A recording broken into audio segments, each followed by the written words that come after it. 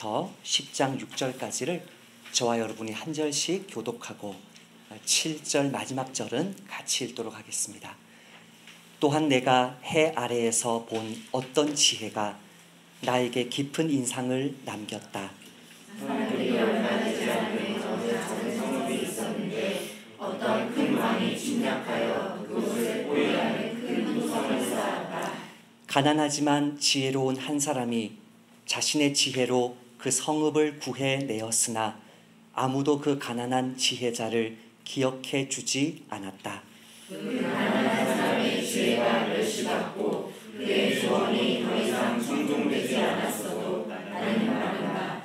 지혜가 원래보다 낫다. 어리석은 자들 중에 있는 통치자의 호령보다 지혜자의 조용한 말들이 더 청종되어야 한다. 지혜가 전쟁 무기들보다 낫지만 악한 한 사람이 엄청난 성을 망쳐버린다. 빠져 죽은 파리들이 옥합의 향유를 악취나게 만들듯이 작은 어리석음이 지혜와 영예를 압도해 버린다. 지혜자의 마음은 바른 쪽으로 기울고 어리석은 자의 마음은 왼쪽으로 기운다. 어리석은 자는 길을 따라 걸으면서도 마음을 잡지 못해 자신이 바보라고 모든 사람들에게 말한다. 만약 통치자의 분노가 내게 쏟아지면 내 자리를 그대로 지켜라. 차분함이 큰 눈을 울어댄다. 내가 해 아래에서 본 악한 것이 있으니 바로 통치자에게서 나오는 실수다. 어리석은 자들이 고위지에 앉아있고 부자는 낮은 자리에 앉아있다. 종들이 말을 타고 가는데 귀족들은 종처럼 걸어가는 것을 내가 보았다. 아멘. 자리에 앉으시겠습니다. 인사가 만사입니다. 사람 한 사람을 제대로 세우면 그 사람이 맡은 모든 일들은 잘 풀리게 되어 있습니다. 사람 한 사람을 잘못 세우면 그 사람이 맡고 있는 모든 일은 어그러지게 되어 있습니다. 사실 제가 아는 한 이 사실을 가장 강조한 분이 옥하는 목사님이셨습니다. 한 사람을 제대로 세우면, 그 한 사람을 제대로 세우기만 하면 나의 사명은 끝난 것입니다. 한 사람을 제대로 세우는 그 일에 목숨 거는 목사, 그런 목사 되라고 죽기까지 외쳤던 그분의 모습을 기억합니다. 오늘 본문에서 전도자는 지혜로운 한 사람의 영향력이 얼마나 대단한지, 얼마나 중요한지에 대해서 이야기하고 있습니다. 오늘 전도자는 본문에서 이스라엘 역사 속에 일어났던 어떤 일을 이야기하는 것 같습니다. 14절에 보면 개역성경으로 제가 한번 읽어볼까요? 곧 작고 인구가 많지 아니한 어떤 성읍에 큰 왕이 와서 그것을 에워싸고 큰 흉벽을 쌓고 치고자 할 때에, 한 이야기가 있습니다. 역사 속에 일어났던 한 이야기, 역사 속에 일어났던 어떤 실화를 이야기하고 있습니다. 어느 작은 성읍에 큰 왕이 쳐들어와서 그 성을 함락시키려고 하고 있습니다. 사실 제가 다른 목사님들의 책들을 쭉 한번 살펴보니까 다양하게 이 역사적인 사실이 어떤 역사를 가르치는지에 대해서 이야기를 하고 있는데, 제가 봤던 그 어떤 책에서는 아수르 왕 사네립의 이야기를 실어준 것을 보았습니다. 제가 설교에 그것을 그대로 인용하고 인용부를 달아놓았습니다.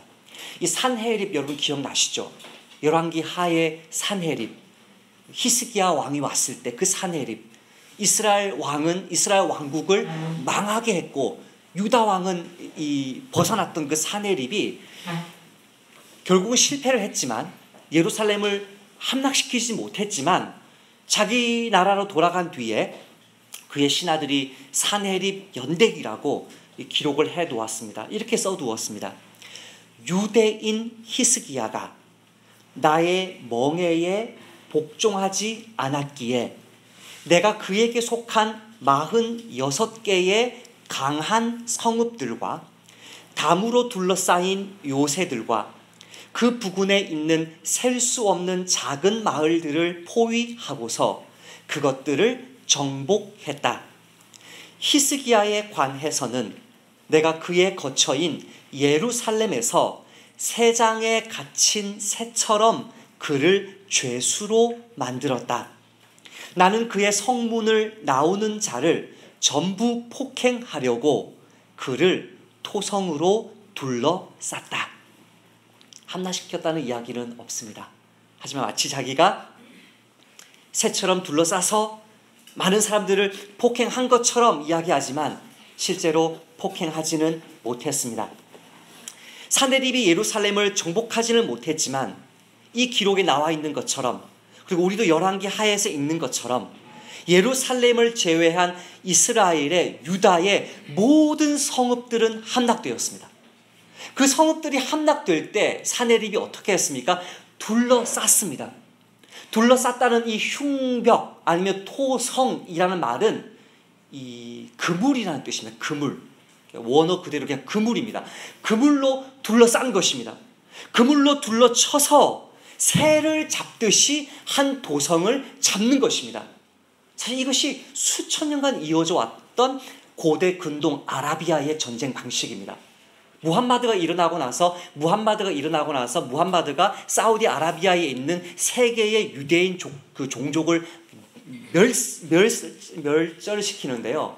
그 멸절시킬 때도 동일하게 포위를 한 뒤에 곡식과 물을 떨어지게 만든 뒤에 완전 고갈시킨 뒤에 공격을 합니다. 2000년 동안 이어져 왔던 역사의 한 성읍을 완전히 그냥 새를 잡듯이 그물로 쳐서 남녀노소 할 것 없이 그 성 안에 있는 모든 사람들을 짓밟는 아주 잔인한 방식의 전쟁이었습니다.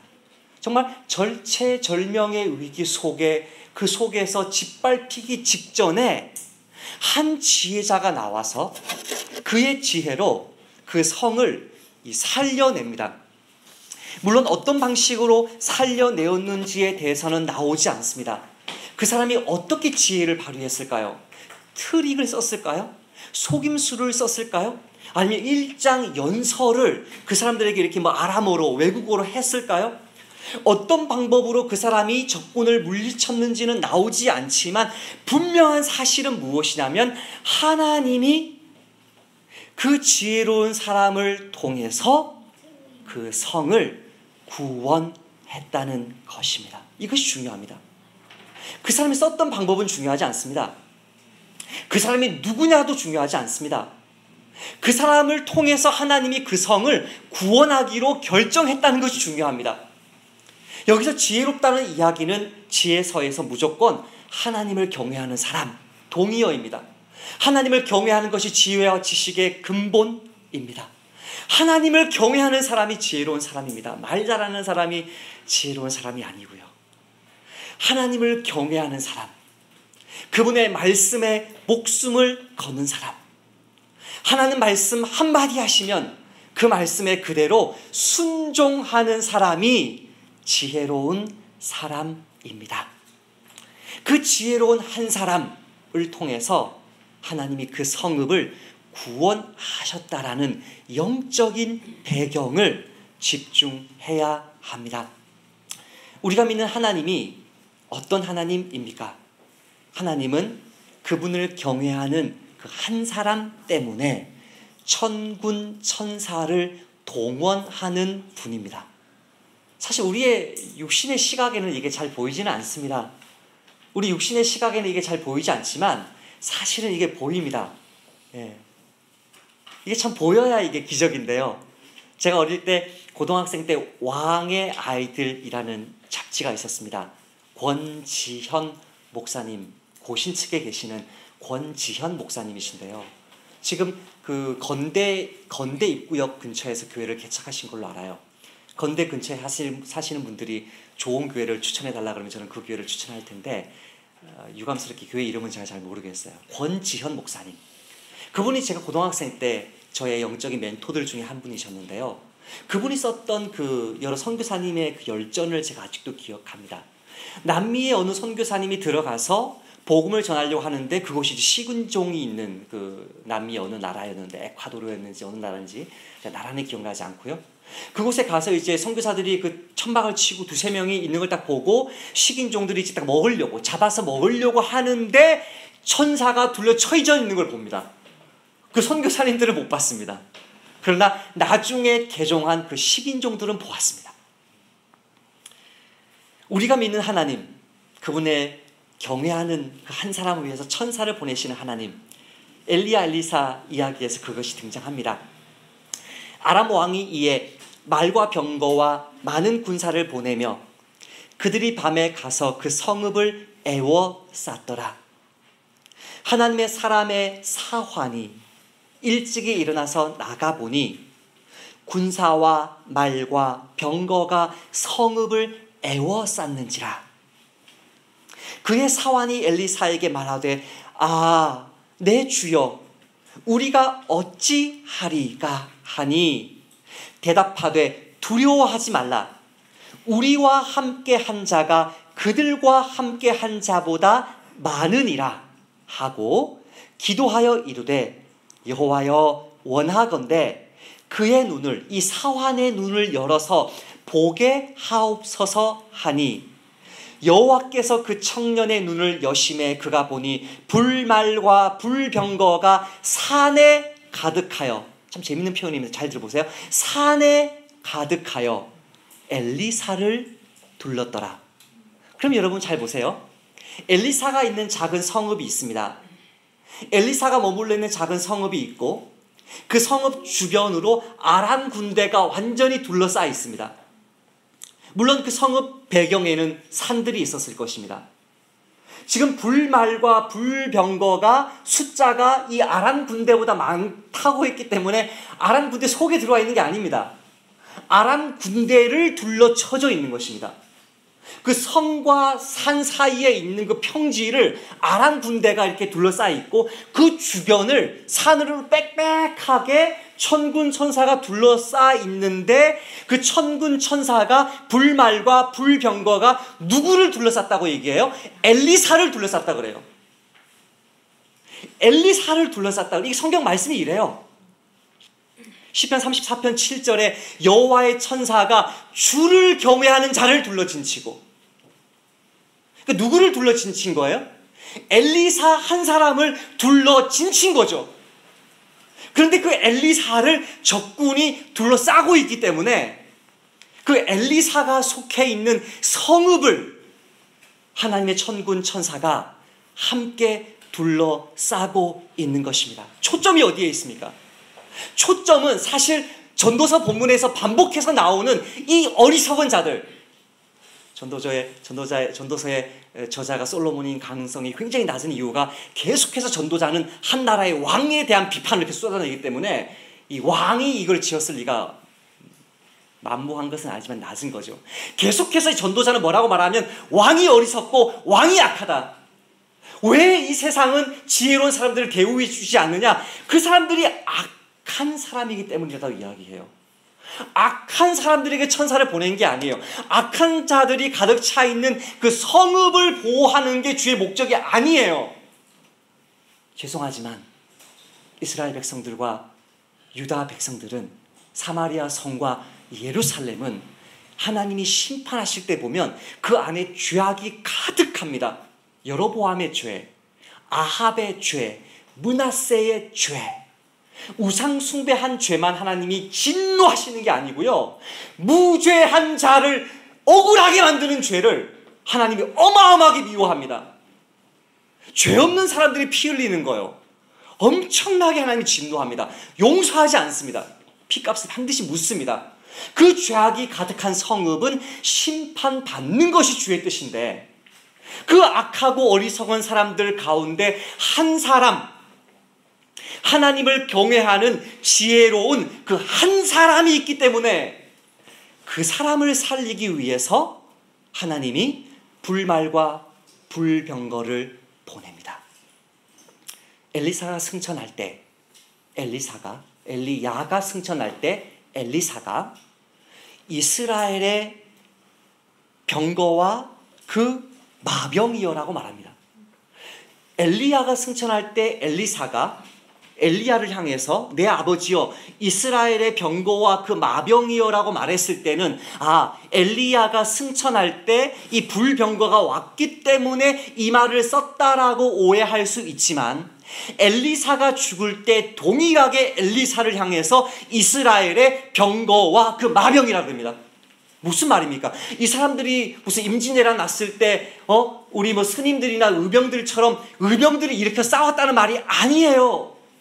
이분들은 복음 전하는 데만 관심 있는 분들이에요. 이분은 말씀 전하는 데만 관심 있는 분들이에요. 한 사람 또 한 사람 선지자들을 세워나가서 그 선지자들이 왕을 세우고 그 왕이 예후였죠. 그 왕이 이세벨을 심판하게 만드는 사람이었단 말이에요. 육신의 병력을 일으키는 사람이 아니라 한 사람의 주의 참된 제자를 일으키는 사람이었는데, 그 한 사람 때문에 하나님이 이스라엘을 불말과 불병거로 보호하기 때문에 그들의 닉네임이 무엇이었냐면 이스라엘의 병거와 그 마병인 것입니다. 하나님이 저와 여러분을 보실 때 너희 가정에 불말과 불병거, 너희 교회에, 너희 나라에 불의가 가득 찬 내가 속한 그 직장에 내가 너 때문에 너희 직장을 보호한다, 그 음성 저와 여러분이 듣게 되기를 소원합니다. 그 한 사람이 하나님을 경외하는 자고, 그 한 사람이 주님 앞에 정말 말씀만 붙드는 지혜자이기 때문에, 그 한 사람의 트릭 때문이 아니라, 그 한 사람의 말솜씨 때문이 아니라, 그 사람의 존재 자체 때문에 하나님이 이 성읍을 구원해 주신 것인데, 이 성읍의 절체절명의 위기가 지나고 나니까 사람들이 그 지혜자를 기억합니까? 기억하지 않습니다. 15절 개역 성경에 이렇게 나옵니다. 그 성읍 가운데에 가난한 지혜자가 있어서 그의 지혜로 그 성읍을 건진 그것이라. 그러나 그 가난한 자, 지혜자란 말 떼버리죠. 초점이 어디 있습니까? 가난에 있습니다. 세상 사람들의 방점은 지혜에 찍히지 않습니다. 세상 사람들의 방점은 가난에 찍힙니다.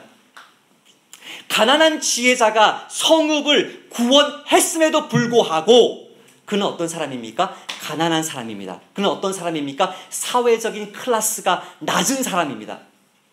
그 사람이 아무리 지혜롭다고 할지라도 그 사람의 사회적인 지위와 재물이 낮기 때문에 그 한 사람이 멸시를 당합니다.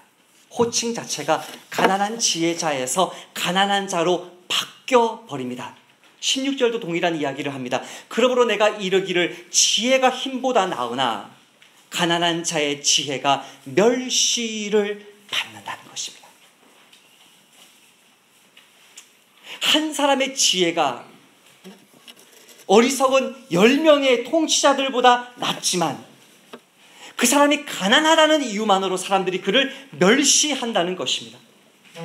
한 사람의 지혜가 천군 만마를 불러올 정도로 한 공동체를 살리지만 세상은 그것에 관심이 없다는 것입니다.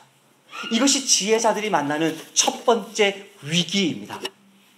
하나님은 창조 질서 속에서 한 사람을 통해서 공동체를 살리는 것이 창조 질서인데, 한 사람이 가정에 있던, 교회에 있던, 직장에 있던, 나라에 있던, 정계에 있던, 국회에 있던 한 사람이 바로 서기만 하면 그 한 사람을 통해 그 나라를 살리시는 분이 하나님이신데, 한 사람이 그렇게 중요한데 이 한 사람이 하나님 앞에서 온전한 지혜자로 살 수 없게 만드는 첫 번째 장벽, 첫 번째 위기, 첫 번째 압력이 무엇이냐면 가난한 사람들을 멸시하는 세상의 문화입니다. 문제는 나 한 사람, 아멘입니다. 나 한 사람을 통해 내가 속한 공동체 전체가 살 수 있지만 전도자는 해피 엔딩을 말하지 않습니다. 동일한 본문을 잠언에서 제가 읽었습니다. 동일한 이야기를 하는데 잠언은 해피엔딩을 이야기합니다. 제가 한번 읽어볼게요. 잠언 3장 13절 18절 말씀인데요. 지혜를 얻는 자와 명철을 얻는 자는 복이 있나니 이는 지혜를 얻는 것이 은을 얻는 것보다, 이 돈 얻는 것보다 낫고 그 이익이 정금보다 나음이니라. 지혜는 진주보다 귀하니 내가 사모하는 모든 것으로도 이에 비교할 수 없도다. 그 오른손에 장수가 있고 그 왼손에 부귀가 있나니 그 길은 즐거움의 길이고 그 지름길은 평강이고 지혜는 그 얻는 자에게 생명나무라서 지혜를 가진 자는 복되도다라는 이 말씀 사실입니까? 아닙니까? 사실입니다. 이것이 어떤 관점에서 사실입니까? 영원한 관점에서 사실입니다. 하나님은 심판자이시고 하나님은 구원자이시기 때문에 그 하나님의 심판과 구원이 지금 이 땅에서 일어나지 않으면 우리는 이 말씀에 아멘하지 못합니다. 지난 한 주 참 저는 행복한 한 주를 살았습니다. 지난 한 주간은 제가 거의 8개월 전에 일어났던 어떤 일과 연관되어 있었습니다. 8개월 전에 있었던 그 어떤 일은 제가 이렇게 노동자로서 어느 지체의 일을 막 이렇게 열심히 도와주고 집으로 돌아오는 길에 전화를 받았습니다. 2명의 등록교인 포기하고 담임 목사로 오라는 것입니다. 미쳤습니까 제가? 하나님이 주신 영혼입니다. 그 영혼과 함께 무슨 기도하고 왔었냐면 제가 명확하게 기억합니다. 1년을 인내합시다. 1년을 인내하고 인내하면서 지켜냅시다. 가정을 위해서 기도하고 손잡고 기도하고 기억나십니까? 우리 형제님, 우리 아내들을 위해서 기도하고 우리 남편 역할 제대로 하게 해달라고 기도하면서 눈물로 떨면서 기도하고 돌아온 그날 하나님이 한 공동체에 주신 다른 종 따로 있고 그 종을 통해서 그 교회 살리시고 우리 나그네 교회는 나를 통해 살리시고라고 기도했던 그 일이 지난주에 제가 그 지역에 가면서 그 교회가 너무나 아름답게 서서 신천지가 막 이제 새로 목사님 바뀌거나 교회 개척하면 신천지가 막 들어오는데도 그분이 전하는 그 말씀 때문에 신천지가 길을 못 펴고 아주 의심스러운 새 가정이 살짝 들어왔다가 도망치듯 나갔다는 이야기를 들고 얼마나 기뻐했는지요. 이번 주에 그 지체가 그 기도했던 그 간증 큰 기도 제목이 해결되는 그 일을 보면서 얼마나 기뻤는지요. 세상 사람들은 뭐 합니까? 무시하고 멸시하죠.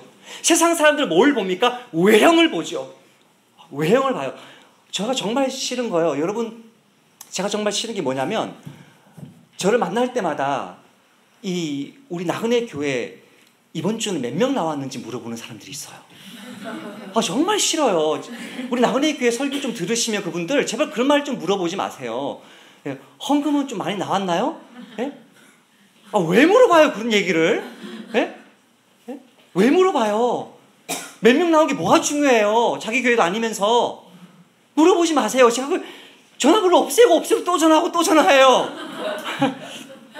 세상 사람들은요 이게 가짜라고 믿어요. 그러나 하나님이 보실 때는 뭐냐면 지혜 있는 자에게 부귀가 있고 지혜 있는 자에게 장수가 있고 지혜 있는 자에게 생명나무가 있고 지혜 있는 자에게 복이 있다라고 말한단 말이에요.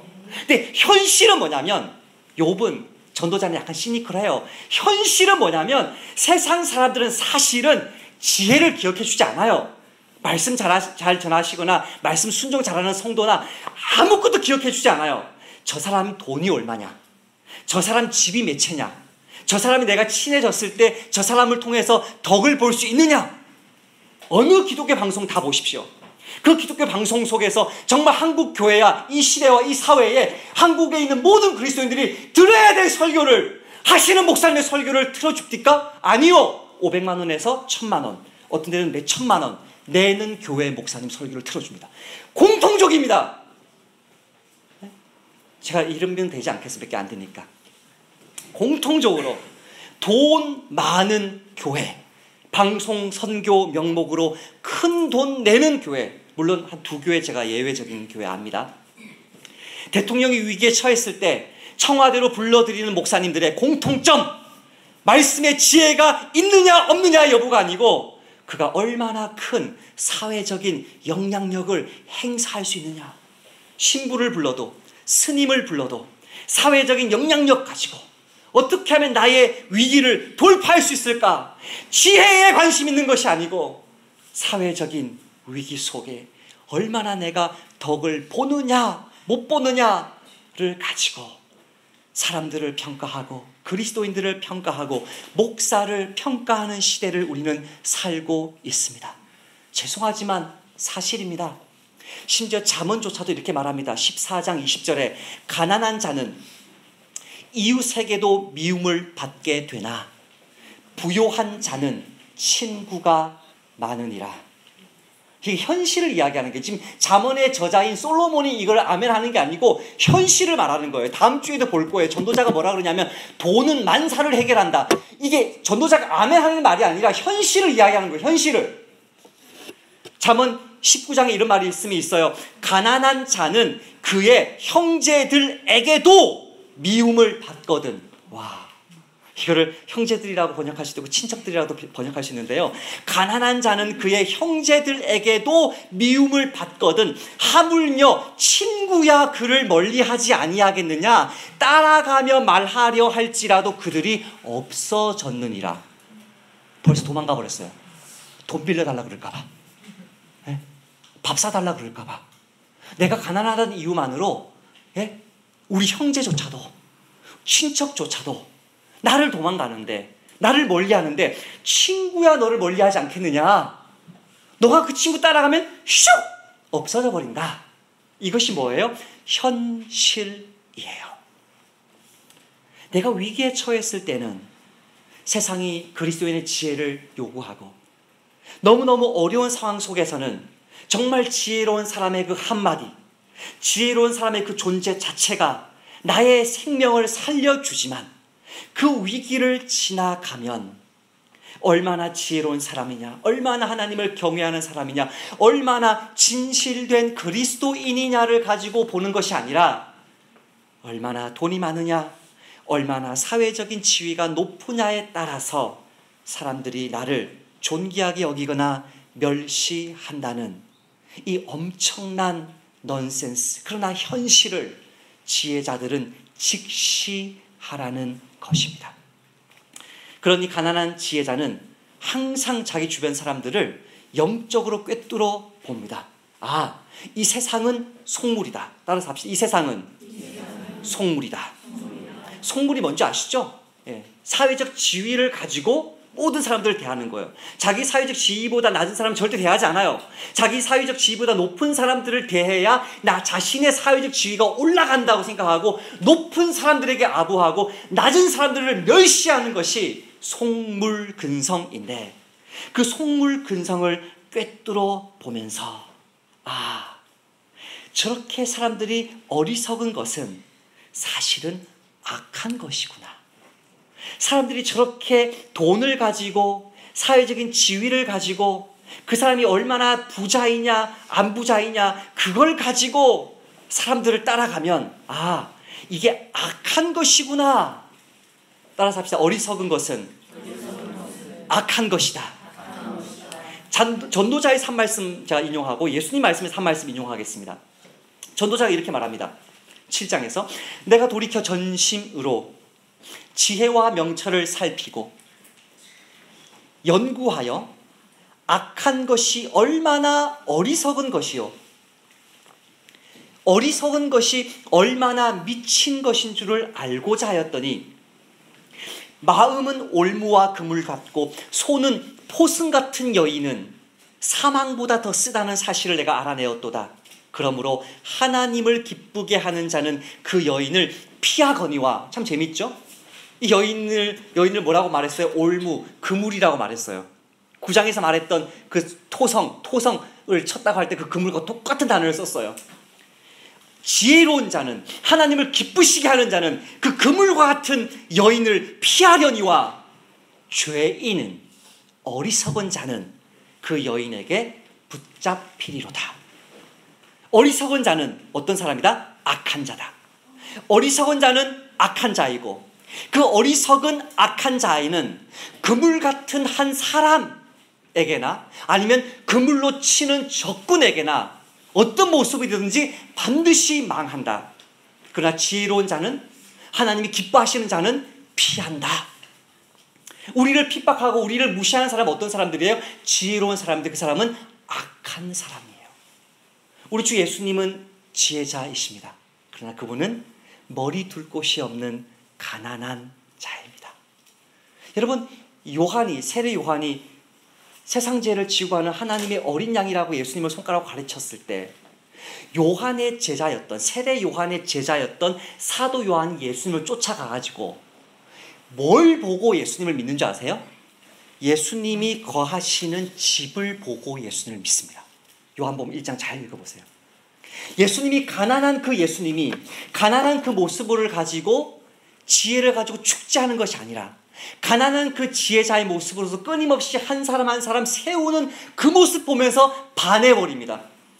그런 예수님을 어떤 사람들은 무시하던가요? 돈 있는 사람들, 권력 있는 사람들 예수님 무시합니다. 그 무시하는 예수님을 향해서 예수님이 이렇게 말합니다. 내가 진리를 말하는데도 어찌하여 나를 믿지 아니하느냐? 하나님께 속한 자는 하나님의 말씀을 듣나니 너희가 듣지 아니함은 하나님께 속하지 아니하였음이로다. 자, 유대 지도자들이 하나님께 속했습니까? 속하지 않았습니까? 속하지 않았다고 말합니다. 근데 그 이어서 하시는 말씀을 보면 깜짝 놀랐는데요. 내가 내게 영광을 돌리면 내 영광이 아무것도 아니거니와 내게 영광을 돌리시는 이는 내 아버지시니 곧 너희가 너희 하나님이라 칭하는 그이시다. 잘 보세요. 교회 안에서도 지금 전도서 말씀은 이스라엘 사회 안에서 언약 사회 안에서 이루어진 일을 말하는 거예요. 잠언 말씀도 마찬가지고 교회 안에서조차도 기독교인들조차도 돈 없는 사람들을 무시한다는 말을 하고 있는 거거든요. 지금 예수님 시대에 또 동일한 거예요. 바리새인들, 서기관들, 그 사람들이 하나님을 찾고 하나님을 우리 아버지라 말하고 하나님이라 칭하는 그분에게 너희가 속하지 않았다. 속하지 않았기 때문에 나의 지혜를 멸시하는 것이다. 너희는 그를 알지 못하되 나는 아노니 만일 내가 알지 못한다 하면 나도 너희같이 거짓말장이가 되리라. 나는 그를 알고 그의 말씀을 지킨다. 그러나 너희들은 아무리 하나님이라 불러도 아무리 교회를 다녀도 가난한 자를 멸시하면 사회적인 지위를 낮다고 해서 그 사람을 멸시하면 사실은 너는 언약 백성의 이름을 가지고는 있으나 언약 백성이 아니다라는 이야기를 하고 있습니다. 그러면 교회 안에서든 세상에서든 지혜자를 멸시하는 사람들을 만날 때마다 꿰뚫어 봐야 되는 거예요. 아, 저 사람이 지금 신앙이 갑자기 연약해져서 실수하는 것이거나 아니면 그 사람은 사실은 언약 백성이 아닌 것이죠. 하나님의 인정으로, 하나님의 박수로, 하나님의 칭찬으로 예수님은 만족합니다. 내가 내 영광 구하지 않는다. 하나님이 나에게 영광을 돌리신다. 어마어마한 표현입니다. 찬송가에서는 찬송가 보셨나요? 가스펠종에는 가스펠송 보셨나요? 없죠? 반드시 새로운 가사 이렇게 하나 만들어서 찬송 하나 만들어주세요. 하나님이 우리에게 뭘 해요? 영광을 돌려요. 하나님이 뭐 해요? 예수님에게 영광을 돌려요. 표현만 약간 달리 해보면 여러분 실종 안 하실 거예요. 하나님이 나를 영광되게 하신다. 아멘. 세상 사람들은 날 무시해요. 돈 없다고. 세상 사람들은 예배당 없다고 무시해요. 세상 사람들은 성도 몇 명 안 나온다고 무시해요. 하나님이 우리를 무시하지 않아요. 하나님이 우리를 영광되게 해요. 하나님이 우리에게 박수를 쳐준단 말이에요. 그러니까 하나님이 우리한테 영광을 돌리는 게 무슨 이단이야? 그게 아니고요. 위로가 어디에서 오느냐? 박수가 어디에서 오느냐? 칭찬이 어디에서 오느냐? 돈 없는 사람 무시하고 사회적인 지위가 낮다고 무시하는 세상 사람들이나 교회 안에 들어있는 가짜들에게서 오는 것이 아니라 지혜 있는 그 말씀, 하나님의 한 말씀 붙들고 끝까지 사람 세우고 전도하는 그 모습 아시는 하나님에게서 영광을 받는 인생 되시기를 축복합니다. 두 번째 위기, 두 번째 유혹, 두 번째 압력은 전도자 그 자신일 수도 있고요. 지혜자 그 사람 그 자신의 타락입니다. 18절 말씀을 같이 한번 읽어 보십시다.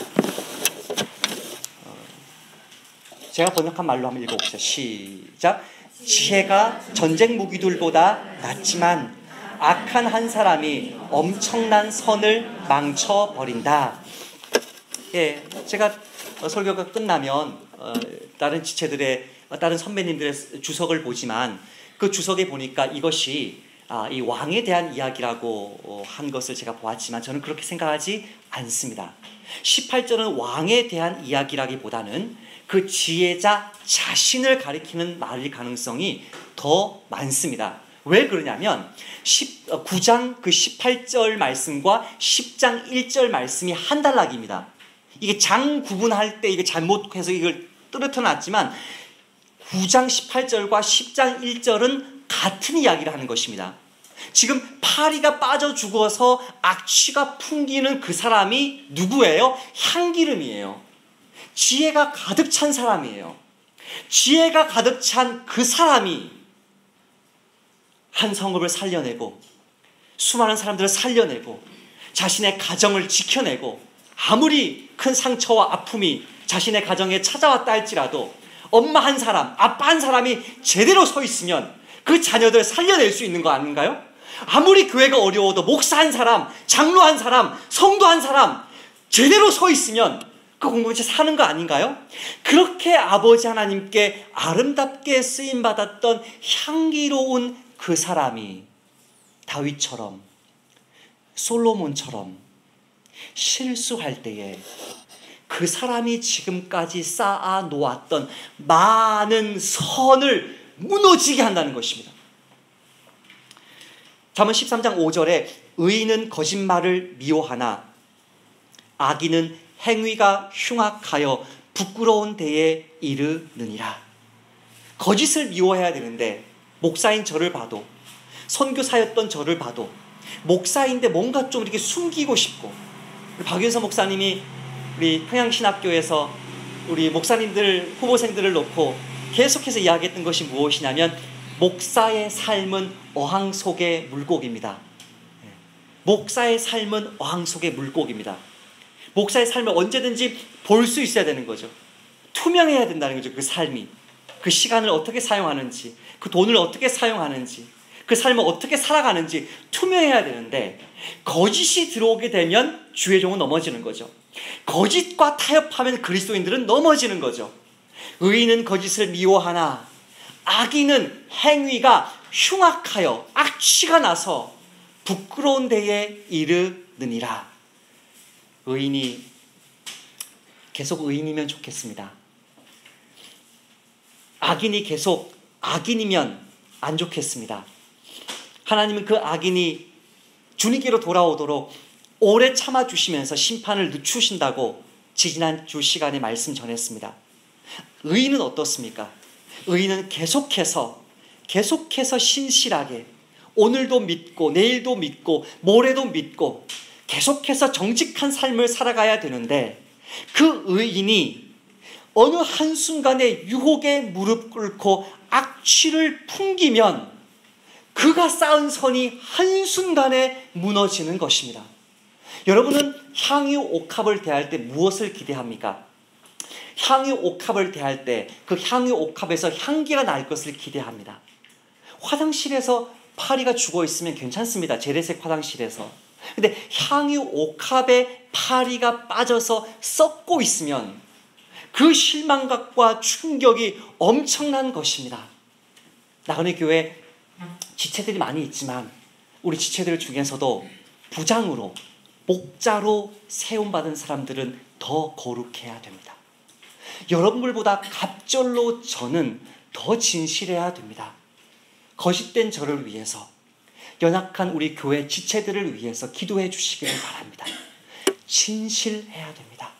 나의 시간에, 나의 물질에, 나의 모든 삶 속에 진실해서 언제라도 우리 봉재 형제가 지나가다가 상철 형제가 지나가다가 대로 형제가 지나가다가 그냥 우리 집에 그냥 쑥 들어와도 목사님이 딴짓 하지는 않구나. 진실되게 살고 있구나. 그걸 보여줄 수 있어야 돼요. 내 삶을 드러내주고 내 삶을 진실하게 나눠주는 삶이 되어야 돼요. 6개월 정도인가요? 하나님의 말씀을 이렇게 전하고 있는 불신자가 있습니다. 그 불신자와 이렇게 대화하면서 그 불신자 사실은 이 종교다원주의자입니다. 불교도 믿고 카톨릭도 가고 왔다 갔다 하는 그 지체 가운데 이제 신방을 갔습니다. 전도 신방을 갔습니다.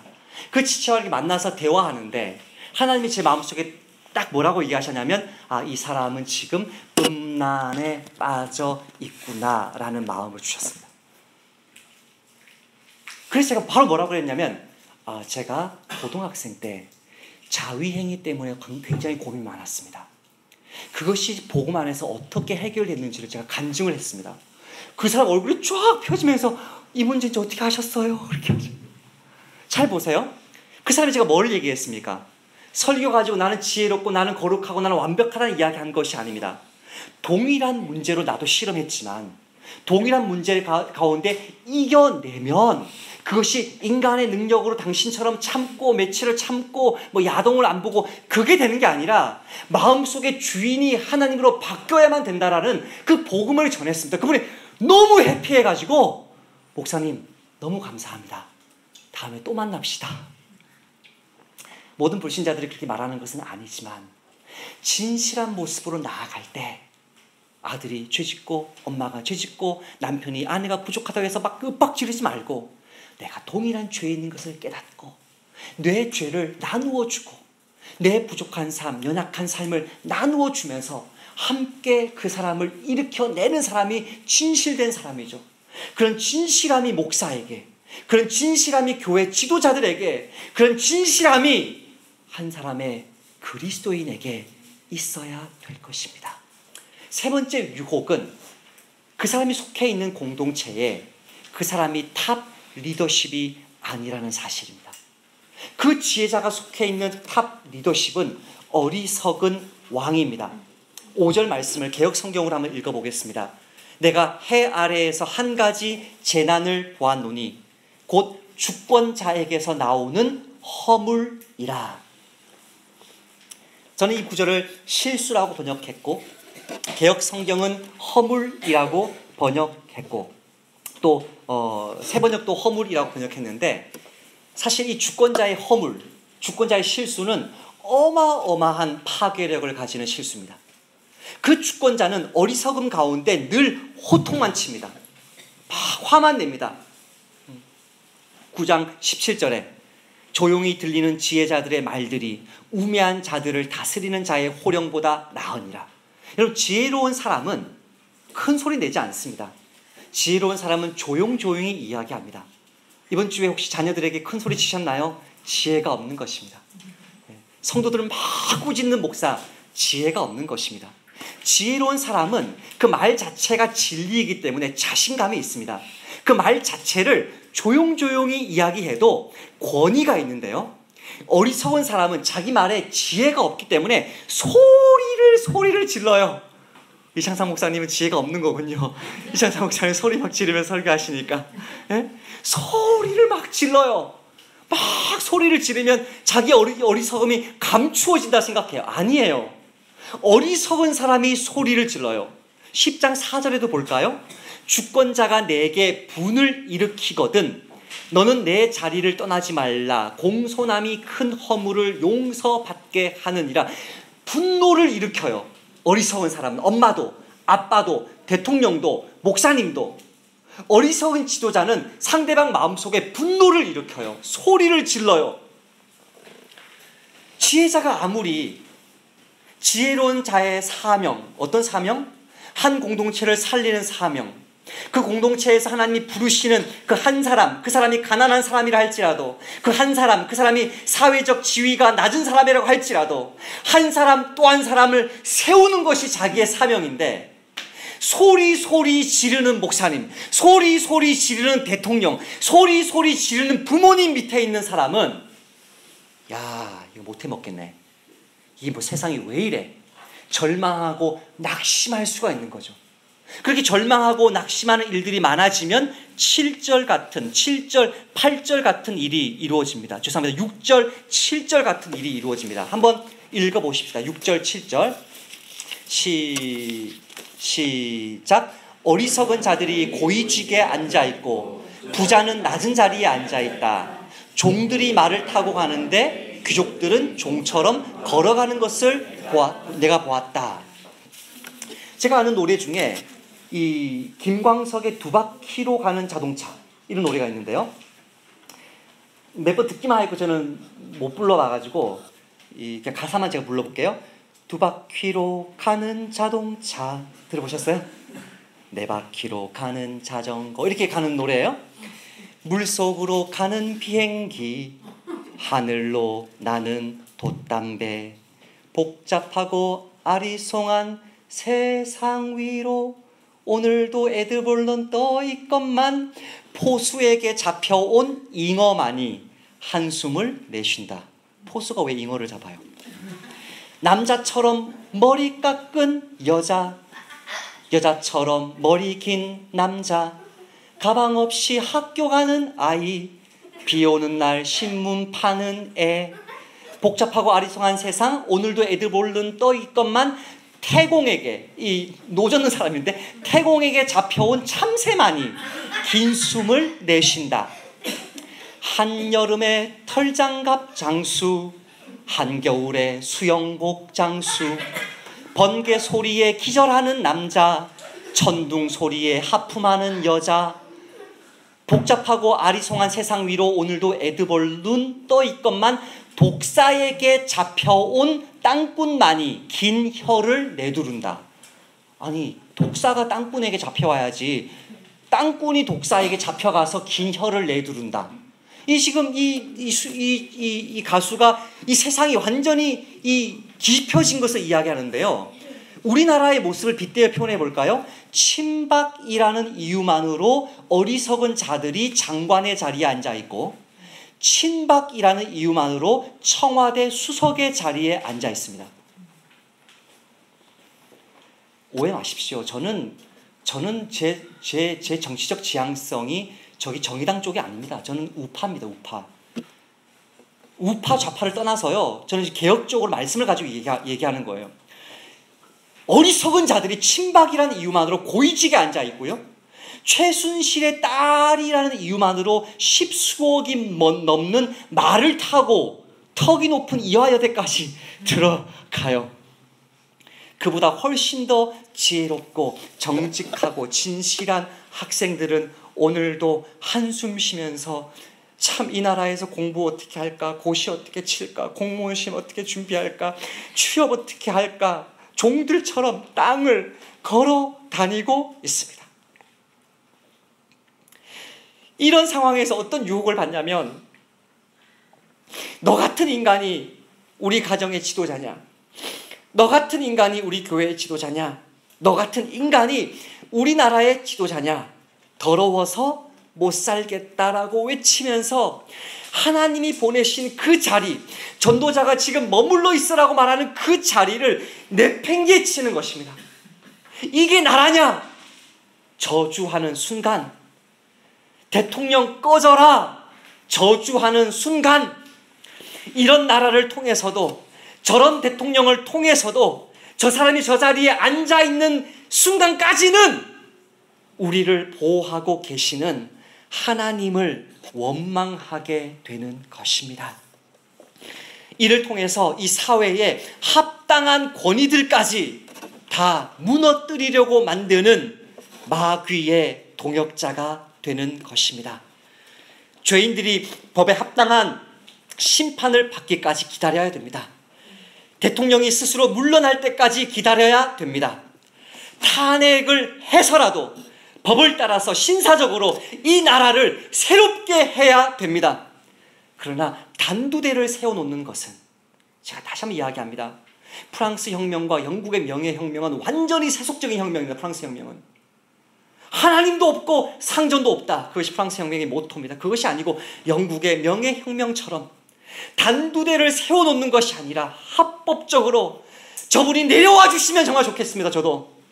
그것이 아니라면 끝까지 부모로서, 남편으로서, 아내로서 동일하게 나를 이 자리에 세워주셨는데도 여전히 거짓된 나의 죄악을 바라보면서, 하나님, 내 자리를 지켜서, 끝까지 이 자리를 지켜서 나는 우리 교회에 진실한 사람들을 세우고, 우리 가정의 자녀들, 편부 가정에 자라는 자녀들까지도, 과로 자라난 자녀들까지도 끝까지 이 자녀들 세우는 그 일에 도망치지 않겠습니다라고 고백해야 됩니다. 주권자가 내게 분을 일으키거든 너는 내 자리를 박차고 나가라라고 말하는 것이 아니라, 주권자가 내게 분을 일으켜도 내 자리를 떠나지 마라. 내 자리를 지키는 것을 통해서 나는 한 사람 살리기 원하고, 너의 가정 살리기 원하고, 너의 교회 살리기 원하고, 너 같은 무명의 무시당하는 목사들을 통해서 한국교회를 새롭게 한다는 그 음성 들어야 될 줄 믿습니다. 말씀을 맺겠습니다. 오늘 본문에서 전도자가 그랬듯이 사도 바울도 이 세상 사람들의 어리석음을 이렇게 비판합니다. 하나님을 알되 하나님을 영화롭게도 아니하며 감사하지도 아니하고 오히려 그 생각이 허망하여지며 미련한 마음이 어두워졌나니 스스로 지혜 있다 하나 어리석은 자가 되어. 사도 바울이 이 세상 사람들이 얼마나 스스로 어리석다, 지혜롭다고 말하지만 사실은 어리석은 자인지를 잘 알고 있습니다.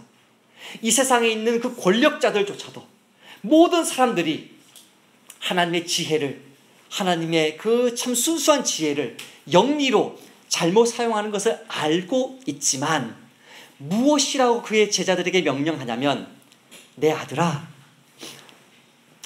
장사나, 대유라, 그러므로 너는 그리스도 예수 안에 있는 은혜 가운데 강해라. 계속해서 은혜 속에 머물러야 된다. 이 혼탁한 세상 속에서 함께 미워하고 저주하지 말고 은혜 속에 강해라. 내가 많은 증인들 앞에서 내게 들은 바 충성된 사람에게 부탁하면 그들이 또 다른 사람들을 가르칠 수 있으리라.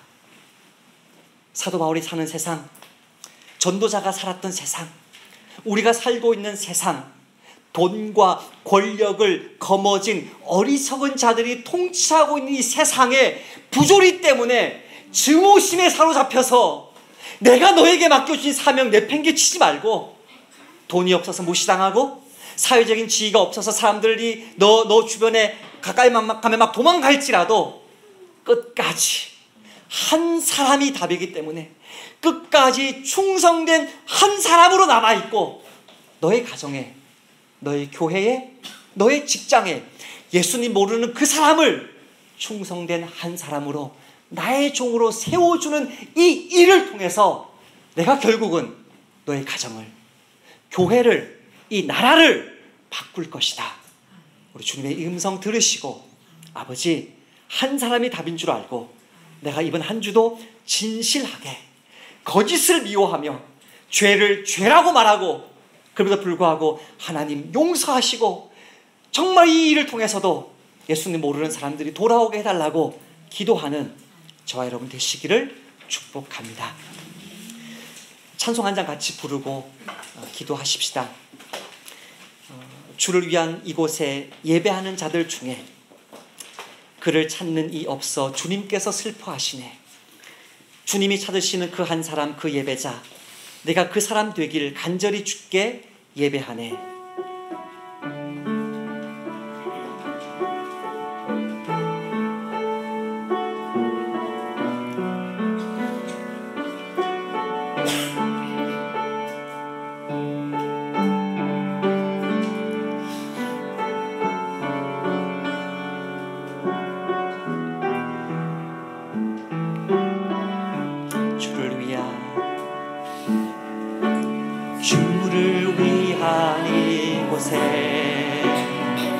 예배하는 자를 중에 그를 찾는 이 없어 주님께서 슬퍼하시네. 주님이 찾으시는 그 한 사람, 그 예배자, 내가 그 사람 되길 간절히 주께 예배하네. 주 은혜로 이곳에 서 있네. 주 임재에 엎드려 절하네. 그 어느 것도 난 필요 없네. 주님만 경배해. 주 은혜로 이곳에 서 있네. 주 임재에 엎드려 절하네. 그 어느 것도 난 필요 없네. 주님만 경배해.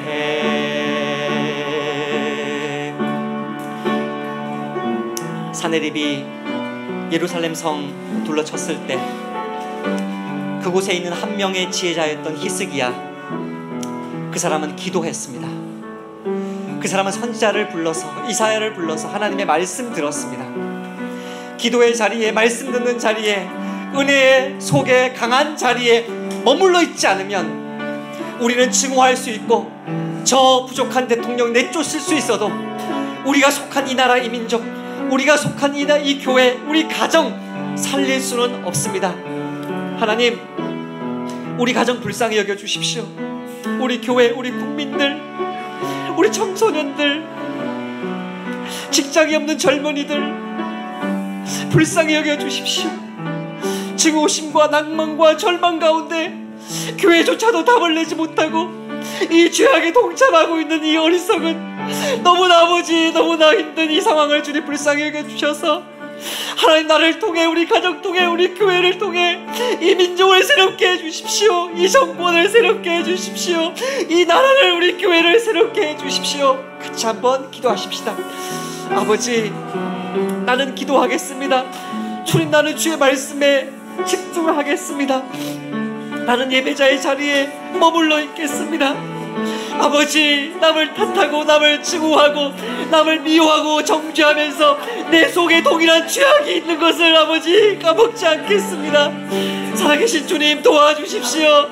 예배할 수밖에 없는 저희들입니다. 우리가 할 수 있는 것이 예배밖에 없고 기도밖에 없어도 기도하는 한 사람이 한 민족보다 강하고 한 나라보다 강하고 지혜로운 사람이 10명의 통치자보다 강한 것을 고백하오니, 주님이 어제도 수십만 명의 아버지 사람들이 나와서 광화문에서 대우하며 아버지 앞에 그렇게 호소하였던 것을 기억하여 주시고, 오늘도 수없이 많은 청소년들이 절망하고 낭망할 것을 주님 불쌍히 여겨주셔서 주님의 이 땅에 주의 공의가 회복되고 이 땅에 주의 지혜가 회복되고 이 땅에 주의 평강이 임할 수 있도록 주여 도와주십시오. 죄악들을 드러내어 주십시오. 잘못된 것을 도려내어 주십시오. 주의 정의와 평화가 이 땅에 임하게 하여 주십시오. 그러나 주님, 내가 할 일이 무엇입니까? 내가 보낸받은 곳이 아버지, 오늘도 나의 가정 속에서, 오늘도 나의 직장 속에서 아직도 예수님을 모르고 있는 나의 자녀들, 아직도 주 앞에 무릎 꿇지 못한 나의 아버지와 육신의 사람들 주여 도와주시고 붙들어 주셔서 끝까지 그 한 사람 세우며 나를 통해 우리 민족이, 나를 통해 우리 가정이, 나를 통해 우리 교회가, 나를 통해 내가 부름받은 그 나라와 그 학교와 직장이 아버지 아름답게 변화될 줄 알고, 오늘도 예배자의 자리로, 오늘도 기도하는 자리로, 오늘도 말씀 듣는 자리로, 말씀 선포하는 자리로, 오늘도 전도하는 자리로 아버지의 자리를 불러주시고, 내 몸이, 내 아버지 모든 것이 다 내어질지라도 주 앞에 진실된 모습으로만, 진실한 그리스도인으로만, 정직한 목사로만, 정직한 성도로만 설 수 있도록 아버지 붙들어 주시고 은혜 베풀어 주시기를 소원하옵나이다. 하나님, 오늘도 이 예배 가운데 주님께서 원하시는 지혜를 주셔서 감사합니다. 한 사람이 답인 것을 깨달아 알아. 아무리 나라와 민족이, 아무리 한국교회가 이 시대가 어두울지라도 다른 사람 정죄하고 손가락질할 그 힘을 내가 기도하며 내 삶을 바르게 세워 아버지, 나를 통해 내 자녀들이, 내 가정이, 이 나라와 이 나라 정치와 문화가 새롭게 되기를 힘쓰며, 지금은 미약하지만, 우리의 힘이 지금은 약하지만 진실하게 한 사람 한 사람 세워나가며 올바른 그리스도인의 모습을, 올바른 교회의 모습을 보여줄 수 있도록 주님이 우리를 사용하여 주시고 우리의 자녀들을 불쌍히 여겨주시고 이 땅의 청소년들과 청년들을 위로하여 주시기를 소원합니다. 아버지, 나라를 새롭게 하시고 이번 한 주에도 아버지가 원하시는 공의와 아버지가 원하시는 정의와 샬롬이 이 땅에 임하게 하여 주옵소서. 감사드리며 예수님의 이름으로 기도하옵나이다.